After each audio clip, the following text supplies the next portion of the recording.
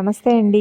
ఈ దసరాకు అమ్మవారికి 9 రోజులు 9 రకాల నైవేద్య ప్రసాదాల తయారీలో భాగంగా లలితా సహస్రనామాల్లో హరిద్రాన్నంగా ప్రస్తావించబడిన ఆవపెట్టిన పులిహోర ప్రసాదం తయారు చేద్దామండి. మనం గుడికెళ్ళినప్పుడు పెట్టే పులిహోర ప్రత్యేకమైన రుచితో కమ్మగా ఉంటుంది కదా, అలా చేయడానికి ట్రై చేద్దాం. పావుసేరు బియ్యాన్ని 2 సార్లు బాగా కడిగి గంట నానబెట్టాలి.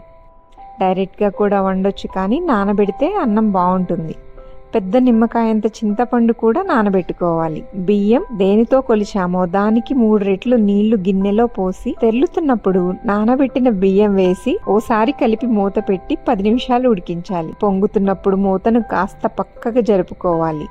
ఉడికింది లేంది ఓసారి చెక్ చేసుకొని అన్నం పట్టుకుంటే కాస్త మెత్తగా ఉంటే గంజి వార్చాలి, లేకుంటే మరో 2 నిమిషాలు ఉడికించాలి. అత్తెసరు కూడా పెట్టొచ్చు, కానీ గంజి వార్చితే పులిహోర చేయడానికి అన్నం పొడి పొడిలాడుతూ ఉంటుంది. గంజిని పారబోయకుండా ఏం చేయాలో వీడియో చివరిలో చెప్తానండి. అన్నం గిన్నెను స్టవ్ పై 5 నిమిషాలు ఉంచితే అన్నంలో ఉన్న చెమ్మంతా ఆవిరవుతుంది. స్టవ్ ఆఫ్ చేసి మరో 5 నిమిషాలు అలానే ఉంచాలి.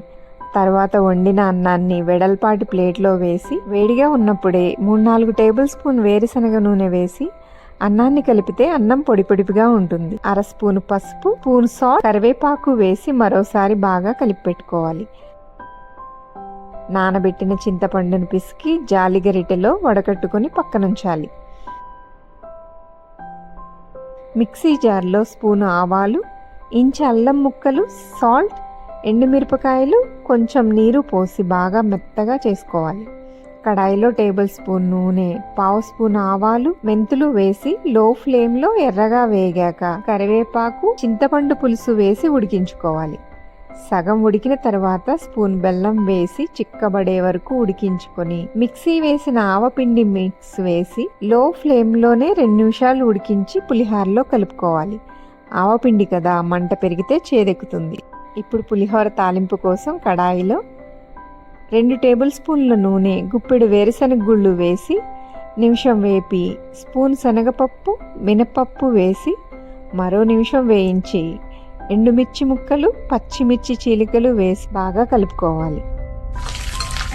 ఇలా తాలింపు అంతా ఈవెన్గా మిక్స్ అయిన తర్వాత అమ్మవారికి నైవేద్యంగా సమర్పించడమేనండి. అన్నం వార్చిన గంజి గోరువెచ్చగా ఉన్నప్పుడే 1/2 స్పూన్ సాల్ట్, వేయించిన జీలకర్ర పొడి, నల్ల ఉప్పు వేసి బాగా కలిపి తాగితే నిస్సత్తు తగ్గుతుంది. ఉపవాసం ఉన్న వారికి నీరసం రాకుండా ఉంటుంది. ఈ రెసిపీ ఎలా ఉందో కామెంట్ చేయండి. డీటెయిల్డ్ రెసిపీ డిస్క్రిప్షన్ బాక్స్లో ఉంది. సుజాత కిచెన్ ఛానల్లో ఫెస్టివల్ రెసిపీస్ అనే ప్లేలిస్ట్లో నైవేద్య ప్రసాదాలు చాలా ఉన్నాయి.